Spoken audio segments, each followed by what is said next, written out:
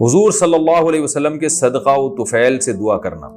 کیا دعا کے اختتام پر یہ کہہ سکتے ہیں کہ یا اللہ ہماری دعا کو حضرت محمد صلی اللہ علیہ وسلم کے وسیلے یا صدقہ یا طفیل میں قبول فرما؟ کیا یہ کہنا جائز ہے؟ دلاور احمد انڈیا سے. دلاور بھائی، جب کوئی شخص یہ کہتا ہے نا اللہ نبی کے طفیل یا نبی کے وسیلے سے میری دعا قبول کر لے، تو اس سے اس کی نیت پوچھی جائے گی. وسیلے کا مطلب اگر یہ ہے کہ نبی کو درمیان میں واسطہ بنا رہا ہے اور نبی اللہ سے سفارش کریں گے اور یا نبی گویا اللہ سے یہ کام کروا دیں گے، تو یہ تو غلط ہے. آپ تو یہاں بیٹھ کے دعا مانگ رہے ہیں. نبی صلی اللہ علیہ وسلم عالم الغیب تو نہیں ہے، اور نہ کسی پیغمبر کا اللہ پہ کوئی زور چلتا ہے کہ زبردستی کام کروا دیں. تو اس نیت سے وسیلہ یہ بالکل حرام ہے، شرک ہے، ناجائز ہے.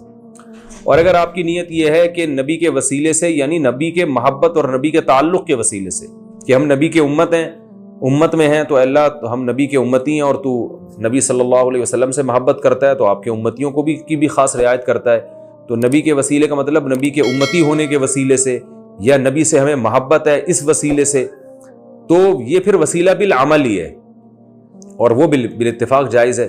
تو جب بھی کوئی کسی بزرگ یا نبی کے طفیل سے دعا مانگتا ہے تو نہ ہم اس کو شرک کہیں گے اور نہ ہم اس کو سنت کہیں گے یا جائز کہیں گے. ہم اس سے اس کی نیت پوچھیں گے کہ بھئی آپ کی نیت کیا ہے. تو وہ اگر وہ صحیح نیت بتائے گا تو جائز ہے، اگر غلط نیت بتائے گا تو ناجائز ہے.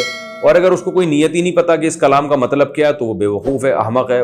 جس بات کا اسے مطلب ہی نہیں پتا وہ ان الفاظ سے دعا کیوں مانگ رہے ہیں. بعض لوگ کہتے ہیں اللہ نبی کے وسیلے سے میرا یہ کام کر دے. ان سے پوچھیں تمہارے کیا مطلب ہے اس کا، تو کہنے پتہ نہیں کیا مطلب ہے.